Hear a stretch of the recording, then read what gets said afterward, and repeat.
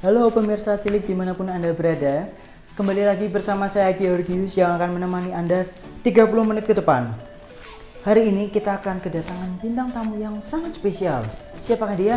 Dia adalah seorang guru yang nanti akan menceritakan kepada kita tentang virus corona dan bagaimana kita menyikapinya dalam situasi new normal ini. Tanpa berlama-lama kita akan panggilkan dia, Bapak Vernon Astipa. Selamat datang Pak. Halo.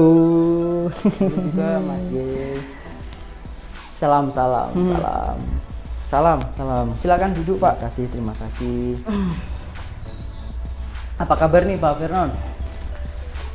Oh baik dong tentunya.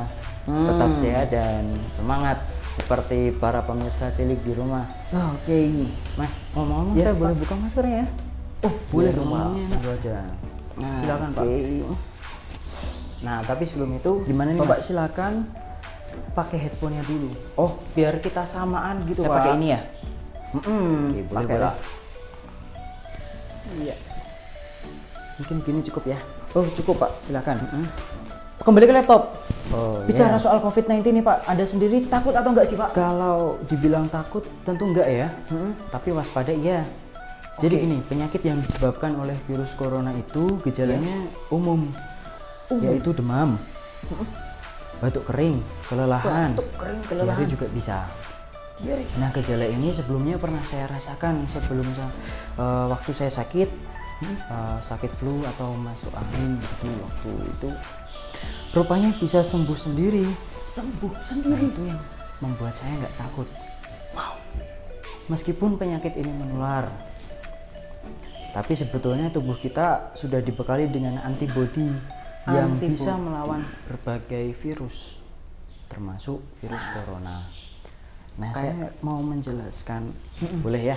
Ada bakso lewat itu Pak. Di rumah itu antibodi itu. Ibaratnya itu seperti ini. Pemirsa cilik di rumah bisa melihat ya, ini ada kurva. Ini namanya kurva. Ya, semisal di hari pertama di sini, hari pertama itu virus corona mulai masuk ke menyerang tubuh kita. Di hari pertama yang muncul gejala bersin-bersin. Ini wajar terjadi karena sistem imun kita ini yang belum spesifik menentukan ini sakit flu, oh ini sakit karena corona, oh ini sakit demam berdarah dan sebagainya. Di hari pertama itu muncul gejala bersin-bersin. Nah, ini yang sering kita waspadai dari droplet itu ya bertemu dengan keramaian. Makanya waktu kita bersin tutup dengan siku. Tutup ya. Nah, gitu ya. Di hari yang kedua, kita mulai pilek. Ya, keluar ingusnya di hidung gitu. Hari ketiga dan keempat kita akan mulai demam. Di sini hari kelima dan keenam itu demam akan terus berlanjut. Dan kalau tubuh kita fit, antibodi akan dikeluarkan secara otomatis oleh tubuh kita pada hari yang ketujuh di sini. Nah, jadi saat kita terkena virus pertama kali, tubuh perlu waktu 7 hari untuk memasukkan data tentang virus itu ke sel memori. Oke.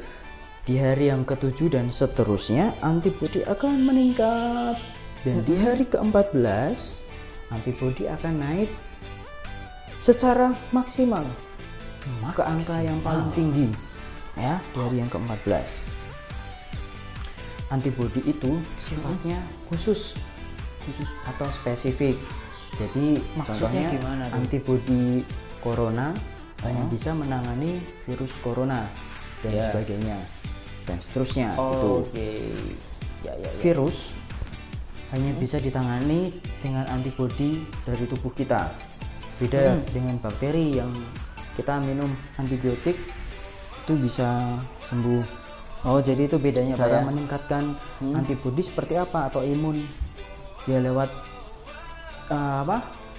cara kita mengolah kesehatan lewat makan, minuman yang kita konsumsi, vitamin, waktu istirahat juga ya Pak ya. Nah kembali ke laptop guys, melihat kondisi seperti ini seperti saat ini Pak, apa sebaiknya kita sebaiknya lakukan? Gini, waktu saya melihat berita Bapak Presiden Jokowi itu menyampaikan kepada kita bahwa kita harus bisa berdampingan dengan COVID, Corona kita ini coronavirus COVID disease. berdampingan gitu Pak. Bukan berarti kita menyerah. Oh, Enggak, kita nggak menyerah. Kita nggak nyerah ya. Tapi kita harus bisa menyesuaikan diri dengan kondisi sekarang ini. Kita harus bisa produktif, tetap membuat hasil karya, membuat tugas-tugas yang kita kerjakan, lewat aktivitas di rumah yang kita lakukan. di rumah. Artinya kita nggak bermalas-malasan dengan semau kita sendiri, Nggak bermalas-malasan. atau hanya mengandalkan orang lain saja. Oke, kembali ke laptop Pak ya. Kira-kira apa saja yang perlu kita siapkan untuk new normal ya Pak ya? Tentunya kita harus bisa mengikuti protokol yang disampaikan oleh pemerintah. Rajin mencuci tangan dengan sabun misalnya. Rajin mencuci tangan. Menggunakan masker saat kita bepergian. Dan untuk sementara ini kita harus menghindari keramaian. Jadi harus bersabar. Untuk yang sudah kangen ini pengen ke mall, pengen ke luar ini kota, yang pengen ke mall keluar kota negeri, nih. atau mungkin dekat-dekat aja ke pantai Kemana, Pak? Pangandaran Menurut guys. saya Mas. Istilah new normal itu agak kurang tepat ya. Loh, saya pikir karena Kurang tepat hal-hal yang gimana, Pak? dipesankan tadi itu sebetulnya sudah sering disampaikan, sudah sering kita dengarkan waktu kita kecil mungkin. Sejak lama sebelum wabah ini ada. Oh ya, betul nggak? Betul sih, Betul nggak? juga sih, ya kan? Iya, Contohnya iya. tadi cuci tangan sebelum makan, cuci tangan setelah bepergian, habis pergi. Waktu bersin, tutup mulut. Ya, sekarang dengan siku. Supaya apa ya? Kita mengurangi kontak dengan tangan gitu kan.